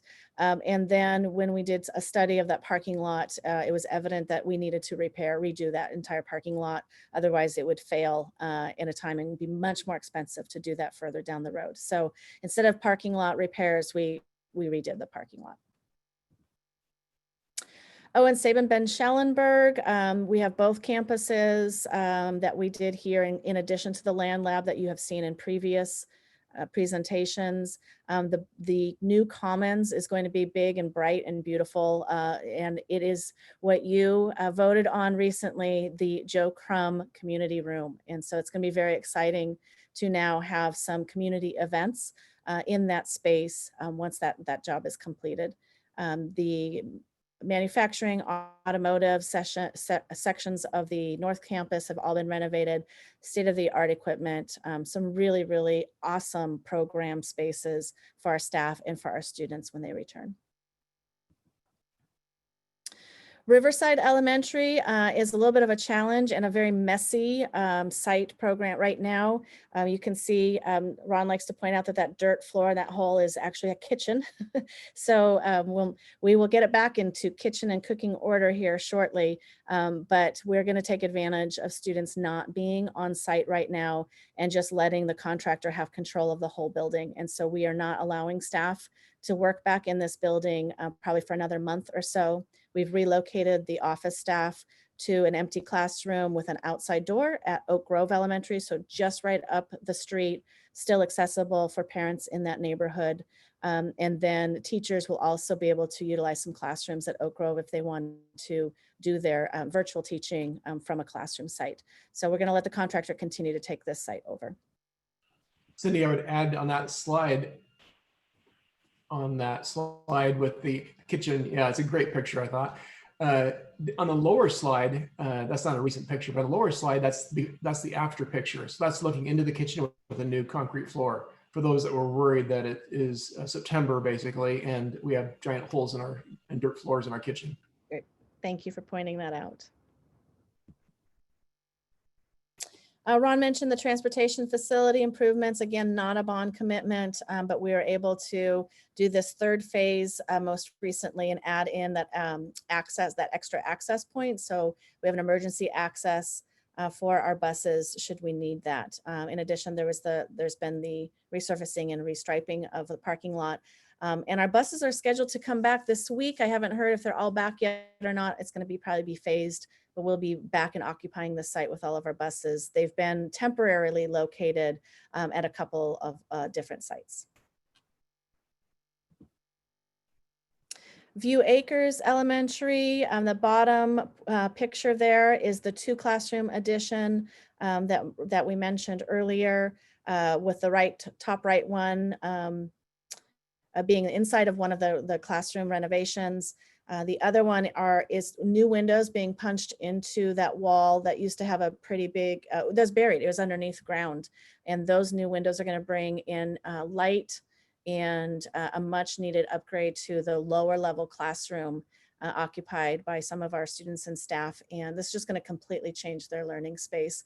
Used to have concrete cinder block walls, and now it's been resurfaced with just regular wallboard and paint and some new flooring. Is going to really, really brighten up this space. I'm excited about this project.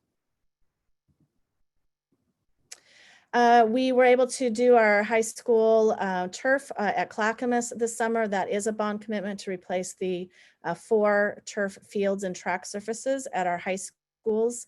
The other one being Alder Creek. Nelson High School will obviously be part of that project. And what we've just been able to embark on recently, again, trying to take full advantage whenever we can of this, I'm just going to call it a pause. We've had to pause everything in our state, including high school and middle school athletics and after school programs for our younger ones, and youth sports are not on our fields, and we can't have them for safety reasons. So we're going to, instead of wait till next summer to do Alder Creek and Putnam High School, we are actually starting that process right now. And we are hopeful that we can get a bid in place and be able to start that work and complete it this fall.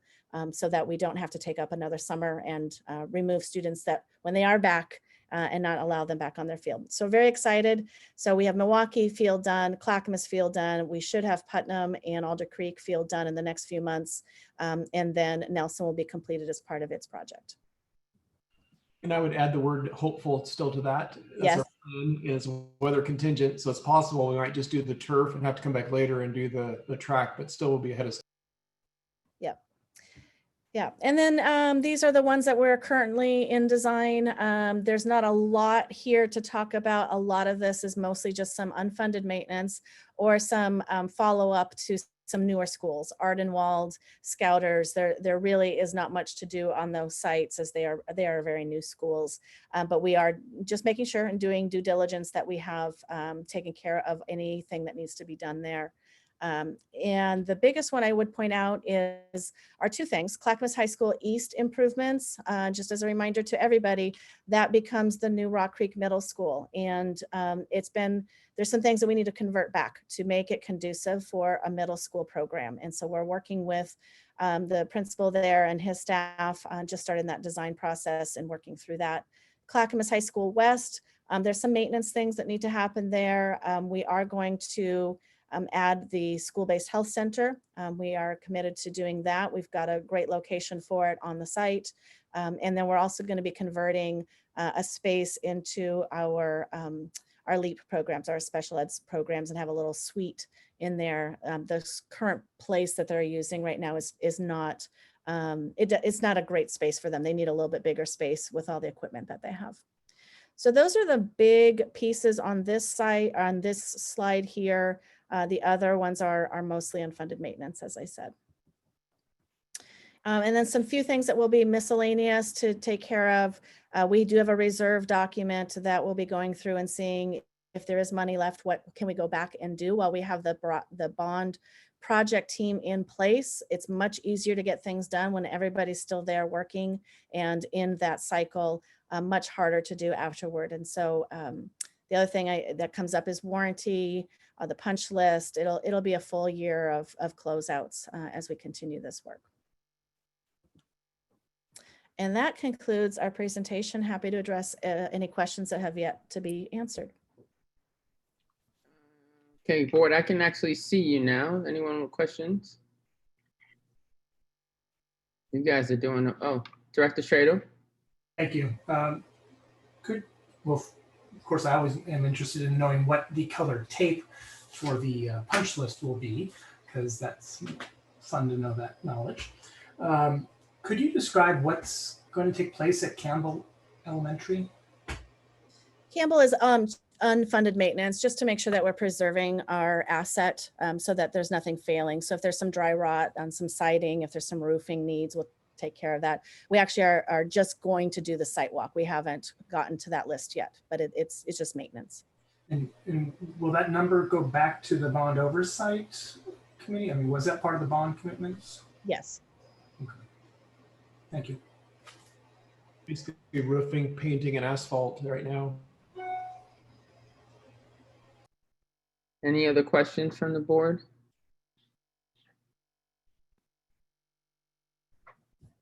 Okay, seeing none. Thank you, guys. Excellent report as usual. Lots of work being done. And I appreciate you mentioning the pause and the opportunity in the pause, right? And you guys taking advantage of what you can right now. It's a great thing because then when kids get back, they just get to use it all. I think that's, again, forward thinking. Appreciate it. Okay, next on the agenda, we have quarterly financials. Galen, you're still. So good evening again. You have in front of you the quarterly financial report for the year ended 6/30/2020. I do want to point out it's a little bit different than what you've seen in the past. That prior forecast through 6/30/2020, that last column, is what I showed you at the last meeting that we had, so that you can see how we came out compared to what we were projecting for the end of the year in April, what we were projecting. So in April, we projected to end the year with an ending fund balance of $21.9 million, but actually ended the year with $23.3 million, or 10.19% of revenues. As you can see, revenues came in slightly lower than the April projections due to some slight decreases in anticipated property taxes, mainly when the property taxes were originally estimated for the budget. We expected more prior year taxes to come in this year, but our every year, current year taxes are coming in at a higher rate. So that means that in future years, our prior years are lower. And so from here on out, we will be lowering what we get in future years for prior taxes. But that's really the biggest difference. And you can tell that because the local option levy was almost spot on. And it had no prior year taxes, whereas next year it will. We had, those were offset by increases in other services and fees, which was, some of that is miscellaneous revenue that we get. And so those overshadowed what I was expecting. And I tend to project those lower because we don't know exactly what they'll be. But they came in well. Then when we look at the expenditures, we were anticipating to spend $207.7 million, and we spent $205.7. And that is due, I mean, completely to the pandemic and not spending as much on certain items, having a spending freeze on other things. Certainly we didn't have travel, we didn't have food expenditures, we didn't have a lot of other supply expenditures that we normally would have had at the end of the year if we were in school on a normal basis. So all of that really sets us up to be in a much, a very nice financial position going into the beginning of this next year. Also, as part of the financial report, you have the investment reports, which show the type of investment, our maturity dates, and the fund in which the investment is held. Our cash flow is absolutely adequate to cover our expenditures, but just everyone knows, but to let you know, our interest rates are going down practically by the day. When I spoke with you earlier in April, the local government plan was, our LGIP was at about 1.5, 1.6%. It was down to 1.2, and now it is down to 1. So even since, yeah, it's just, although I will say I have seen it lower, but I don't think that it's going to go much lower. I think it's probably hit about as low as it can be, but never say never. But are there any questions? Director McVeigh? I know this won't be we'll have COVID unplanned expenses, so it's not like it's going to save us overall net, but just curious what we typically spend in subs in a school year. I'm going to have to pull that for you. I don't have a typical year in front of me. We probably haven't had one in a while. And you can answer that later. It's more curiosity because I know it's Sure. not going to be savings because we're going to spend money on PPP and other unplanned expenses. But I was just curious, Right. 103 million. We saved a considerable, but I know the budget is between 2 and 3 million. And we good. usually spend more than that, spend more than what we've budgeted. Okay. But we also, some of that comes back because we budget for what we really think we're going to spend that isn't going to be refunded through like ASB money or that are building expenses that they decide to do. Got it. Thank you. Mhm. Thank you. Any other questions for Caleb, Galen? You're doing a great job. Thank you. Wow, thank you. All right, next on the agenda, we have our rescind declaration of surplus property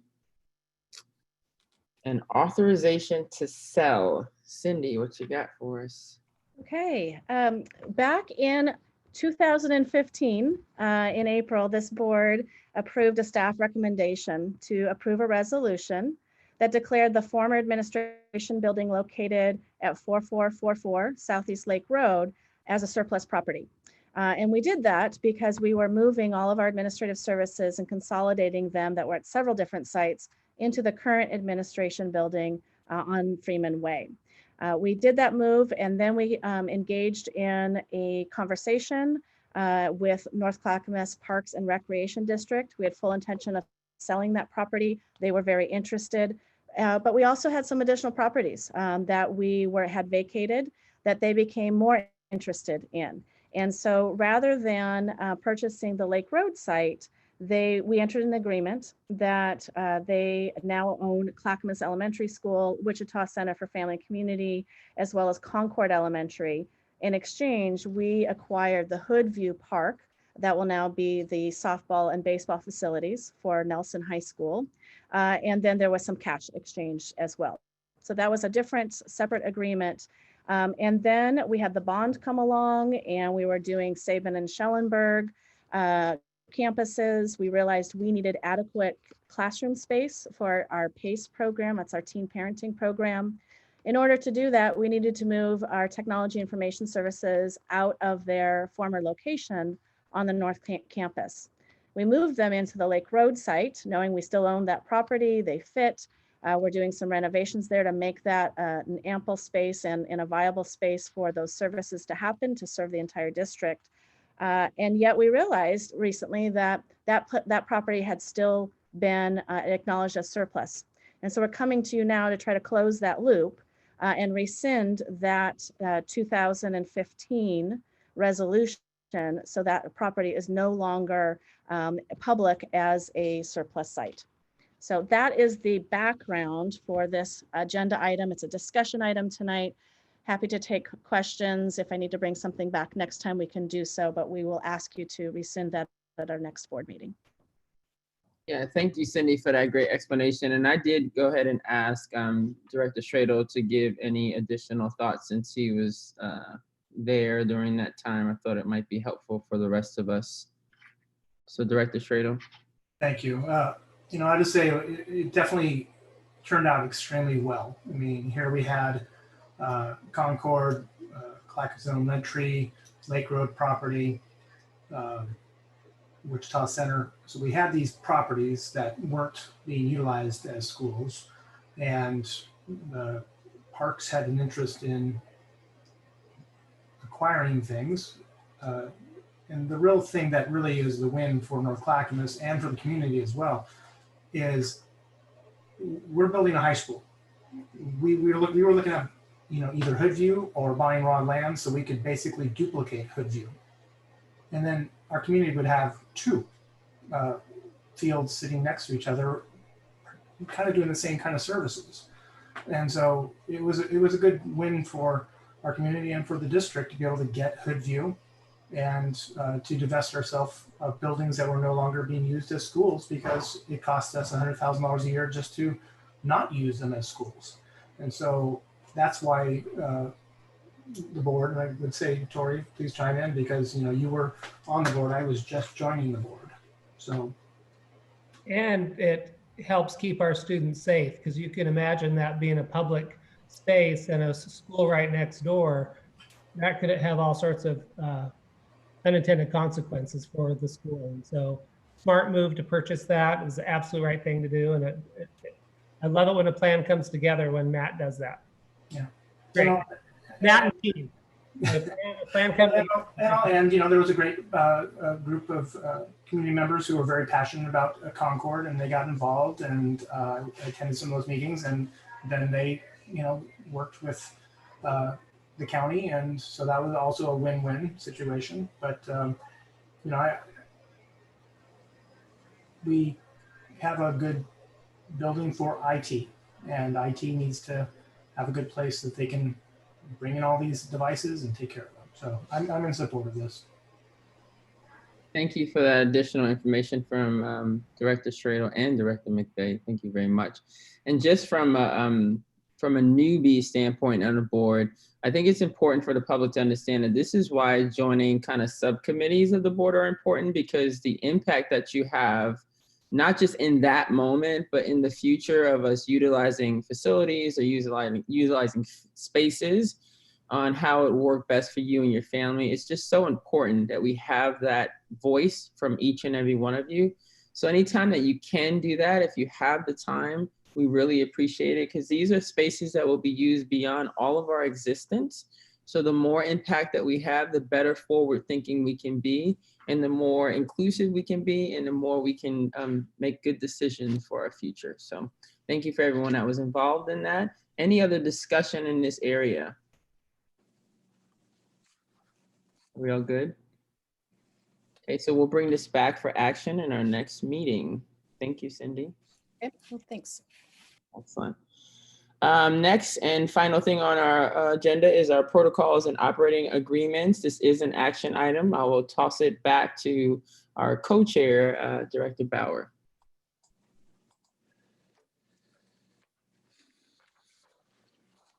You're on mute. Okay, thank you, Chair Ford. Yeah, we discussed a draft that we had, and then we voted on a change to that didn't pass. But then we did receive some language that was consistent with policy, and I want to thank Director Stradle for that. It's good because it is consistent with BBAA. So I think, though, what it points out, though, that there is a lot in BBAA that says and remind people that any individual member of the board who desires information now all of us will be aware of that. But I also think in BBAA, it also points out that no member of the board has the authority to act in the name of the board unless so authorized by the affirmative vote of the majority of members of the board. So it's a statement I think we just need to be aware of, and that we all can request information. There's nothing wrong with that, but we can't intervene in the administration of the district or its schools. No individual board member may direct the superintendent to action without board authorization. So that's additional language in BBAA. So during this time when there are very busy times, we face transition, I think it's important to be mindful and ask ourselves, what is board work? What's the purpose? And is this the right time? So that's just some background of what's in BBAA, and it is important to be consistent. The language that we proposed is consistent with BBAA. So we do have a new presentation in your packet for number 4, new wording that we have presented to you. And just to piggyback on what Director Bauer was saying, these protocols do not supersede our policies. So just be very clear that they are guiding principles, but they don't supersede our policies. So we are at an action item for this document with the added red sections, which to include number 4, and then at the bottom, which is number 13. And that's kind of what I've been taking upon myself to do, which is a summary of what has happened. We have very long meetings, and I think that summarizing the meetings help people stay on track on what is what are the actions of the meeting, because it's easy to get lost in all the conversation on what we're actually looking to leave doing. So 4 and 13 would be the added areas that we are suggesting. I will open up the floor for a motion. I recommend approval of the revised board protocols and operating agreements. Excellent. I have a motion from Director McVeigh. Do I have a second? Stradle, second. I have a second from Director Stradle. Thank you. Any discussion? I have one other piece of discussion. I did go ahead and I did talk with someone at OSBA to get more understanding on BBAA. And again, he kept saying they need to be consistent. But I also looked at some other districts, and some of them, to just help being mindful of requests, they added a sentence under, it was number 1, I believe, of BBAA. And it was this sentence that requests for the generation of reports or information which requires additional expense to the district must be submitted to the board for consideration. And Eugene even put in their protocols, any requests that take more than 15 minutes of staff time to bring that to the board. I don't know, it's just something I'm throwing out there for future discussion, probably in policy. Just some thoughts. Director Stradle, just for conversation story, we do have in policy that no board member can incur costs to the district. Even if it deals with legal, we have the mechanism to go to OSBA for a certain dollar amount to get clarification on something. But the policy is pretty clear as if a board member wants to spend their own money, they can do so. Doesn't mean that it'll be accepted by this board, but we should never be in a position where, well, we cannot, as individuals, bind this school district to liabilities. There's actually a state statute that says if we do something like that, the liability is us as an individual. So be mindful of that. Mm-hmm. Yeah. Thank you for that, Director Stradle. Other discussion?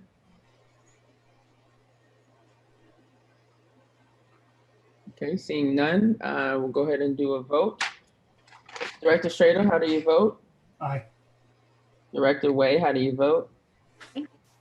Director Bauer, how do you vote? Aye. Director Perez, how do you vote? Aye. Director Penaloga, how do you vote?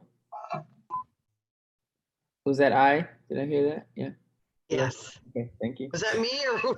Yeah, that was I think I got you though. I think I got the aye.